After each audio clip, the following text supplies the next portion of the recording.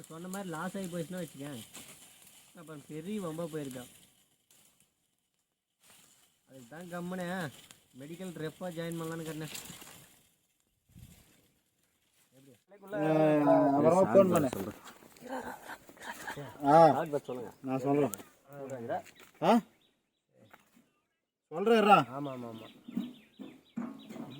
இது அந்த cutting blade cut பண்ணி அதில் அடிக்க சார், வளர்க்குறாங்கல்ல. இப்போ மழை பெஞ்சிருக்குனால கிடைக்காது. ஆமாம் மழையில் ஏன் கையெடுங்க.